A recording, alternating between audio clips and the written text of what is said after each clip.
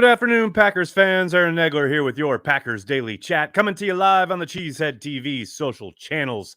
Hope you're all having a fantastic day. I know I am. Back in New York City, back in the Cheesehead TV podcast studio. Hope you guys are comfortable, chilling wherever you are. The off season is upon us. A whole lot of nonsense happening on Twitter, as it does every day. Before I get to that, I want to give a good old-fashioned shout-out to our friends over at Ticket King. That's right, folks. If you want to go see your beloved Green Bay Packers play tackle football in the year of our Lord, 2023, make sure you head to cheeseheadtv.com. Utilize our schedule and find individualized links for each and every game, both home and away, preseason, regular season. It doesn't matter. Individualized links to Ticket King for each game. You want to utilize Ticket King, people, not some Ticketmaster nonsense, not StubHub, SeatGeek, what have you. You want to utilize a company that's been in Wisconsin since the early 90s. They have a place right across the street from Lambeau Field. You can check them out there if you want, or use cheeseheadtv.com, either on the website or the app. Head to Ticket King, people. You know you want to do it. The other thing you want to do is talk Green Bay Packers football. That's what we do here because we're devoted to Green Bay Packers fans worldwide. I already saw somebody in the chat checking in from Australia. Hello from New York City. Hope you're doing well on the other side of the world. I love that the Packers are just always a topic, 365 around the globe. Pretty amazing, pretty awesome. And speaking of topics, the thing I wanted to talk about today is leadership. I know it's this weird nebulous thing that gets thrown around in the media. And then when players and coaches and staff are asked about it, you get kind of a bit of a smattering of answers. It depends on the guy and what his idea of leadership is. And I am fascinated to watch how the leaders come to the fore for the Green Bay Packers in 2023, because you have to think there's a bit of oxygen there now, and this is not to denigrate Aaron Rodgers in any way, but his departure opens things up for a lot of guys who maybe were deferential before because Aaron is a future Hall of Famer, and the Lord knows they probably felt they didn't really need to step up too much and be vocal and be or feel called to a mantleship of leadership. Whereas now, this is a team that's going to need guys to step up. They're going to need guys to lead either by example or vocally or both. And I think there are plenty of leaders on this team, whether you talk about Aaron Jones, who's already been more vocal, I think been more kind of present, forward, kind of outward looking as far as the media goes, definitely stepping up his game in that regard. Whether it's Jair Alexander and his brand of leadership on the field, clearly not a big, huge rah-rah guy media-wise, but I think anybody who's been to a Packers practice in the past knows he's a guy who will galvanize the troops, so to speak. David Bakhtiari, clearly a leader. You guys, some of you may not agree with his brand of leadership and how he goes about it, but I can tell you in the locker room, certainly he's a guy that's being looked up to. And then Preston Smith. I wanted to talk specifically about Preston Smith for something he said on NFL Network recently when asked about what he feels in regards to Jordan Love and his role in embracing a new starting quarterback and the role the defense has to play in that regard. He also, tail end of this clip, takes a fun shot at my buddy Adam Rank, so I left that in there. Here's Preston Smith on NFL Network, and we'll talk about both of those subjects on the backside. Here we go. We know we have to step it up a lot, and knowing we have a young quarterback, we have to be tremendous this year. We got to make sure that we step up and we do our part to help him get comfortable out there on the field, like, getting the ball in great situations, getting stops, and let him get comfortable back there and make sure that we put him in great situations. It's not just about him putting us in great situations, about us helping him be comfortable and put him in great situations, getting him the ball in with great field position and getting stops so that, he can go down the field and get us touchdowns and do his thing and gain his confidence throughout the season. Preston, that's a really good way of looking at it, that holistic view. Want to have some fun with you, too, because Adam Rank, who's the biggest Bears fan in the building, we have been having him do schedule breakdowns for every team in the NFL, game by game, pick by pick. If you're cool with it, I just want you to check out and get your reaction on at least the beginning portion of the schedule. Take a listen. Let's take a look at the Green Bay Packers, where they start the season for the first time in 3 decades without a Hall of Famer at quarterback, although Jordan Love was third team All Mountain West during his last season at Utah State. So who knows what's going to happen, but I think they're going to open up with a couple of losses, a little bit of an adjustment period, but you know what? They'll get it rolling. Got a couple of wins in here, 3 consecutive wins, including this one against Josh McDaniels, Jimmy Garoppolo, and the Las Vegas Raiders. And then they go out on their bye week. They got the Denver Broncos. On the road, I think they take that one. I think they take this one against the Minnesota Vikings, and even beating the LA Rams. Oh, okay, thank you. Let's pause it there. 6-2, Preston. Once again, he's a Bears fan, but 6-2. It's June. If I said to you, you guys could be 6-2 to start the year, would you sign up for that? Man, I feel like that's a great start, man. But another stat I got for him is, in my career, I've never lost to the Bears. So I don't see that happening. I don't see that happening. I'm undefeated person against the Bears. Every time I played them, I never lost. So that's including the Packers, and even when I was in Washington. And I plan on continuing that streak. I love that so much for so many different reasons. A whole lot to unpack there, but real quickly, Preston basically shouting out the need for complementary football there at the start is my favorite thing I've heard any Packers player say throughout this offseason. You don't think of the defense as being able to help a young starting quarterback, but he's absolutely right in the sense that you got to put him in good positions. Give him some short fields. Give him more possessions with the ball. Do what you can to support your young buck. The defense will be so important this year. And I love that Preston, as a leader, recognizes that and is undoubtedly preaching that both in the locker room and, as you can see, in the media. And then the fact that he calls out Adam Rank and says he's never lost to the Bears is just a chef's kiss on the top of it. I had to leave that in there. I know that clip went a little long, but I don't care. Hell, it's the offseason. And I love that we have made now edge wins and losses suddenly is a stat. I mean, I always talk about how quarterback wins and losses is not a stat. Preston Smith has just made edge rusher wins and losses a stat, and I am here for it. I absolutely love it. That, ladies and gentlemen, is leadership. Calling out a Bears fan on national television, that's Packers leadership I can get behind. I love it. I absolutely love it. Hello to everybody in the comments section. Big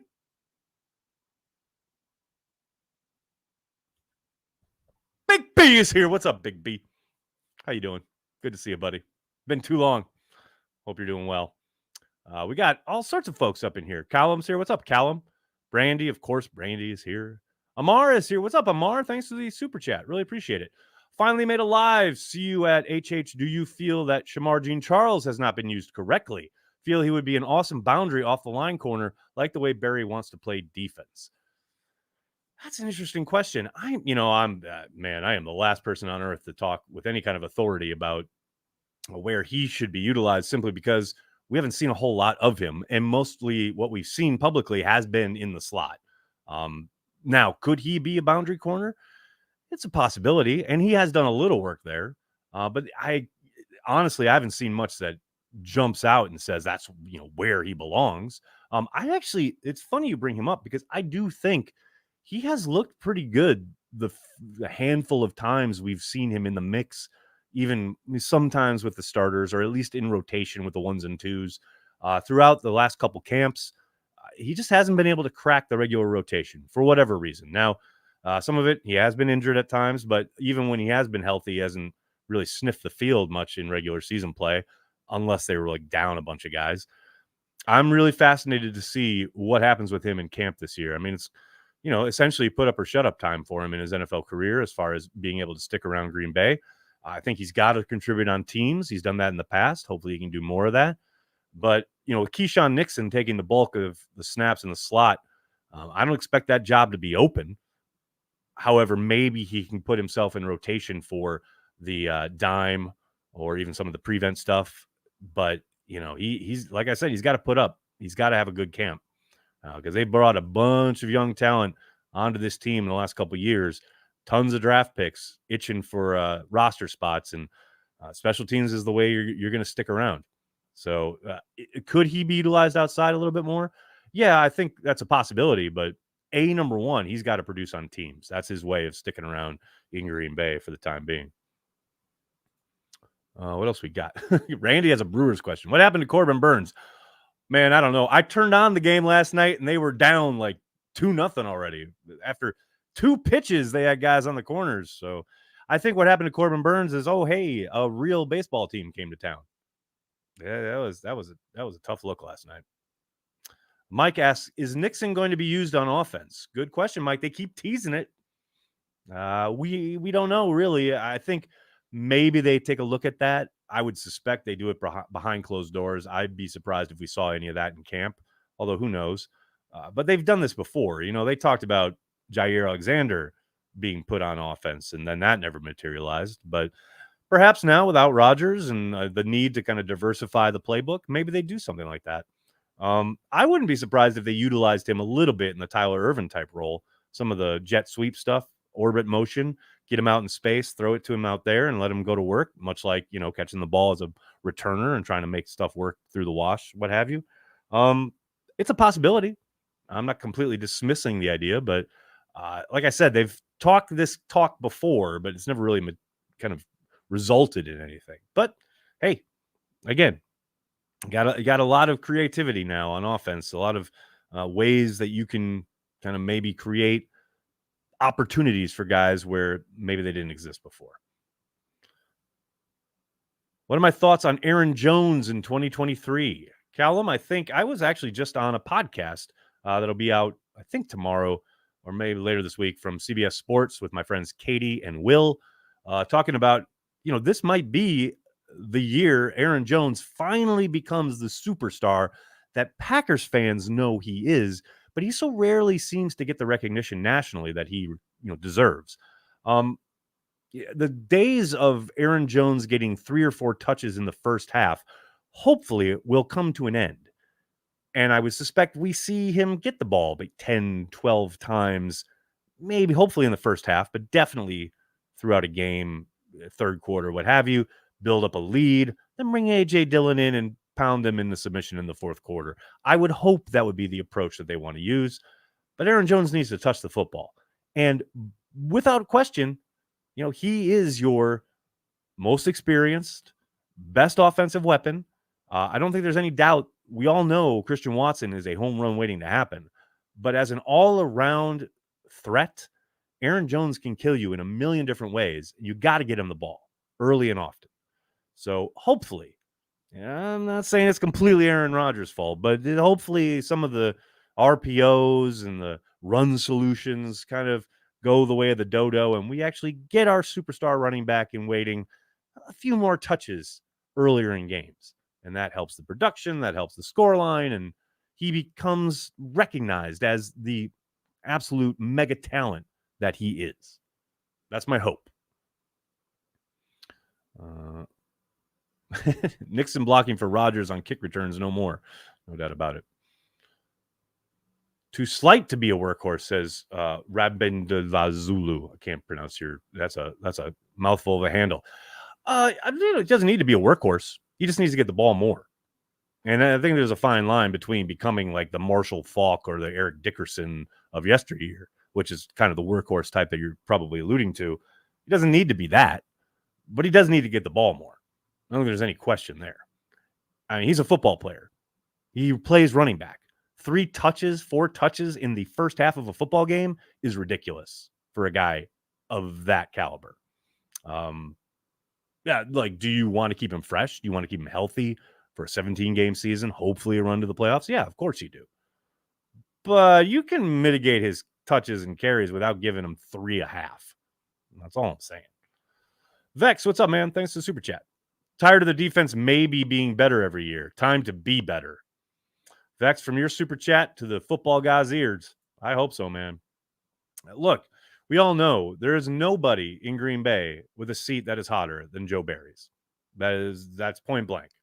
You know, his defense has to deliver. It has to be consistent. They have certainly had stretches where they look really good and have absolutely been let down by the offense. But this is a year where they have to coalesce and they have to be consistent. It just has to happen. And, you know, I don't know if that's a dramatic shift in tendency, scheme, defensive back rules, what have you. But Joe Barry has got to make it work this year. There's no doubt. Ryan, what's up, man? Thanks for the super chat. Does Adam Rank have the Bears going 20-0 and winning the Super Bowl? I don't know, but I did see a tweet yesterday evening saying that there was a Bears fan that placed a $5,000 bet for the Bears to win the Super Bowl. And I have my suspicions. Maybe it's Adam. Maybe it's my friend Big Cat. But between those two, I would put the money on Adam. So who knows? Hit like, people. Thank you, Timo. Very, very, very, very appreciative. Brandy, it seems DeGuara needs to block downfield more after he pulls. That has produced some good runs. Yeah, they've done a good job of getting him in motion and then having him kind of fire off the line. There's no doubt that will be part of their scheme this year. I think we'll see a continuation there. What I love is the idea of, that's been on tape. To your point, we've seen that.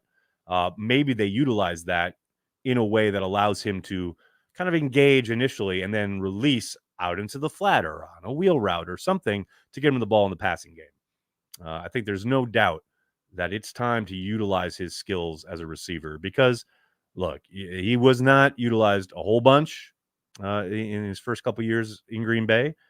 I'm hoping this year the playbook opens up and allows him to, be a little bit more productive. And look, in the tight end room, I mean, he's more of an H-back and / fullback, but he's the guy with the most experience. He's the guy who knows the scheme like the back of his hand. Get him involved in the offense, whether that is, motioning and blocking for the running game or getting him involved in the passing game. His time is now. There's no doubt about it.